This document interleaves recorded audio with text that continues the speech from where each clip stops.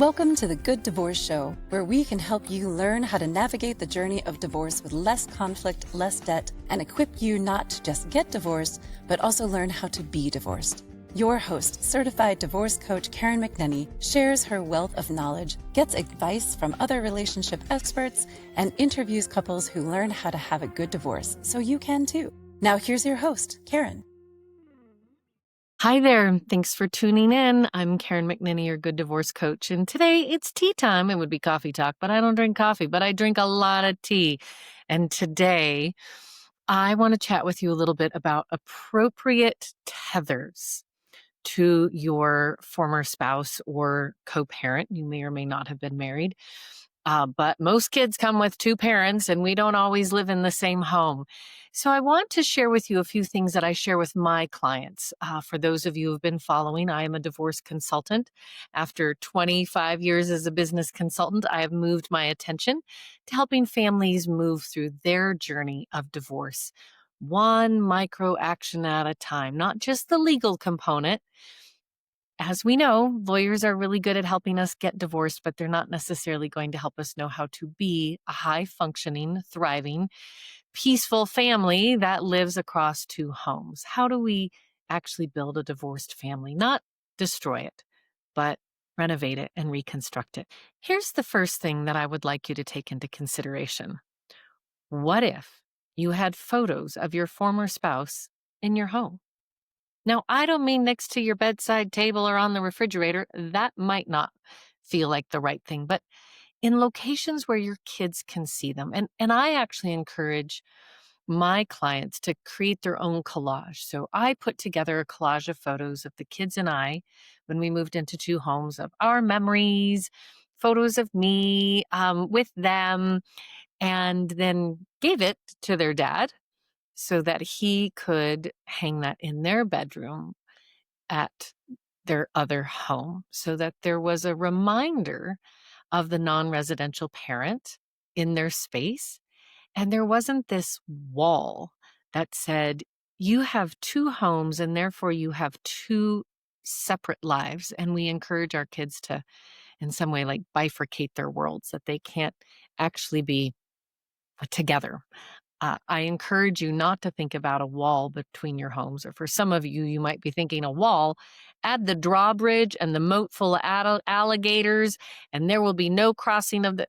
Even if it's not a physical invitation into your home, there is a psychological invitation that happens as the residential parent when we are wondering how their time was with their other parent. Not fishing for information, but actually just celebrating with them the memories that they might have created and being happy for them, so they don't feel like they have to censor half of their life.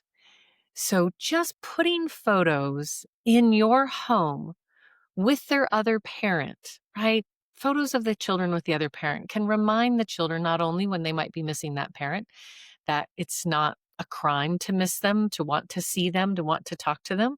It's something that we actually are supporting. And it is also sending a message. We're in this together.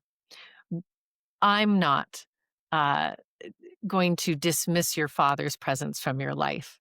We've divorced in our marriage, but the family itself still has a thread of unity in it. And that is such a gift to your children.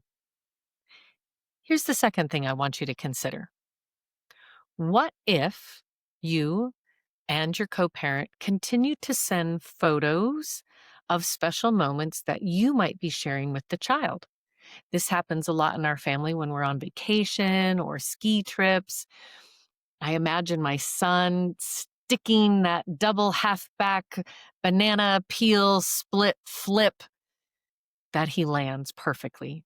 And I know dad is there watching and he has the video of it. He sends it to me every time, so that the next time I see my son, I get to say, hey, your dad sent me the video of your half flip, round twip, split banana, and you stuck it so beautifully. I'm so proud of you. And then maybe he whips out his phone and says, oh yeah, but did dad send you this one and this one and this one? And there we are, sewing together our child's lives so that all their experiences and all their memories can be shared between both parents. And then let's go to the varsity level of that, which is actually to have a shared family thread. Once those kids have their own phones, I have a thread with the two of them. They have a thread with their dad when we're making plans. Of course, I'm in contact with them individually, usually after age 16 or 15. This is when our kids are living more independently with a driver's license, a car, making their own arrangements with friends. I'm no longer in charge of the play dates. And also, their communication with both their parents is no longer filtered through the other parent. But we established for the four of us a family thread, which might include, as was the case in spring break, our children for the first time planned their own spring break trips here in 2025. Neither of us was invited or very much involved, and off they went to two different locations with a group of friends. We're very proud of them. It shows us that we've done our job as a parent team to create autonomy and independence for them. And they were both very successful. Everybody made it home without incident. Well, during that time, both kids were sharing photos on the family thread of their experiences.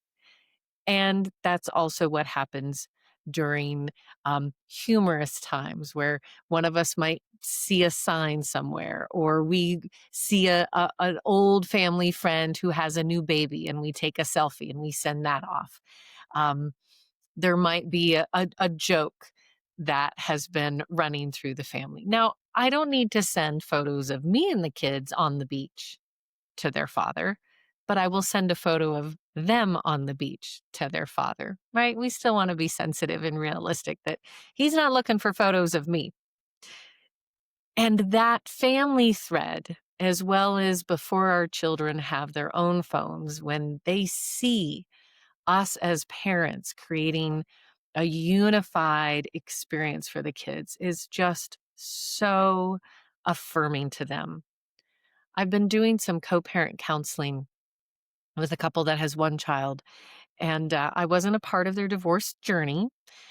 Safe to say, they came through a pretty difficult divorce journey, bit of a dumpster fire, quite honestly, and a lot of damage done that is still in the shadow of their family here. 1, 2, sometimes 3 years later, I will meet with these families. And one of the first things I asked them to do was just start a thread between parents that's all about the child. And we actually announce, hey, do that again. Or, oh, can I send that photo to mom? Hey, I'm going to send that to dad so he can see it. And this child started to take note.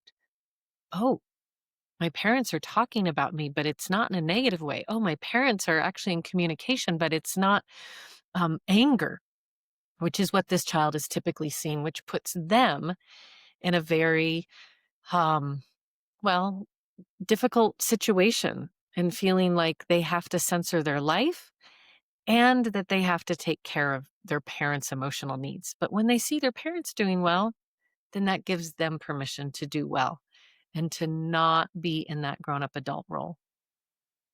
The last thing I want you to think about today in terms of appropriate tethers with your other co parent is how we celebrate birthdays, holidays, Mother's Day, Father's Day. Now, for kiddos that are under the age of even 12, they're not driving, they probably don't have their own money, but they know Mother's Day is coming up, they see Father's Day is on the horizon.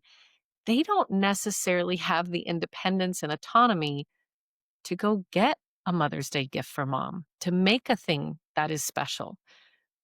That really comes to the responsibility of the other parent, if you're able. And if not, maybe it's a grandparent or a neighbor or a close friend.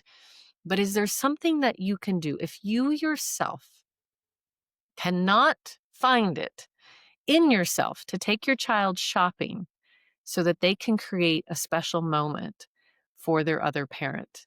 Then can you outsource it so that it still happens? Because again, otherwise it's the child who's left in that moment feeling unsatisfied, feeling like they don't get to celebrate you. My other parent definitely doesn't want to celebrate you. So it ends up not being a moment.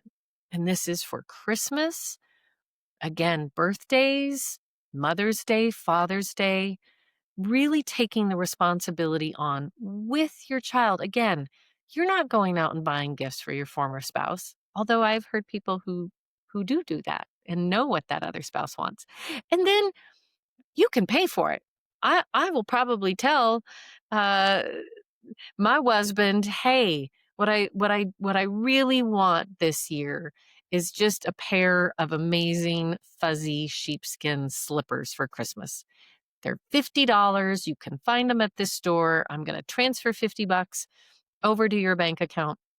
Will you take the kids and go shopping? And they can each wrap up one. So I get a right slipper from our daughter and a left slipper from our son, and that's fun. And they get to delight in the joy of gift giving, which is something we learn in our childhood. So think about how you might be able to do that. And in fact, as I sit here in my office and I look around, and of course I have things that the kids have made for me over the years and photos and arts projects from school. But there's also a number of things on my wall and hanging that they made with their dad after our divorce. And I know that he has things in his home that I helped the kids make, special photo albums. Um, Michael and the children every year would make a calendar for me for my birthday, and it would have photos that he had taken of the children throughout the entire year for every month. And I can't tell you how many years, probably for a decade, I got that calendar and I treasure them. And it is a collection of memories that he was making with the kids, but they see that now hanging every year in our kitchen. So I'm talking to your heart, grown-up parents, always reminding you to be the grown-up in these situations. How can you help your child to see that you are a unified parent team? How can you share images and stories so they see you celebrating their life with their other parent? And how can you help that child to still celebrate their other parent on those special occasions? And when we stop and think about it, it's not that hard, really. It's just leaving some of the past hurt, bitter, resentment, those negative feelings, which maybe you still have. And I'm asking you to suspend those, suspend them long enough to actually see the other parent through the eyes of the child who wants to share their life, celebrate all the exciting things, and to be able to still give gifts and do meaningful things, not for just you, but for their other parent as well. So be grown-ups, grown up, and remember, everything will be okay in the end. And if it's not okay, it's not the end. Thanks for listening. Do you have questions or thoughts about this week's episode? Let us know by following the Good Divorce Coach on Facebook and Instagram at Good Divorce Coach, and leave a comment. And be sure to tune in every Monday at 10 a.m. Pacific or listen anytime wherever you get your podcasts.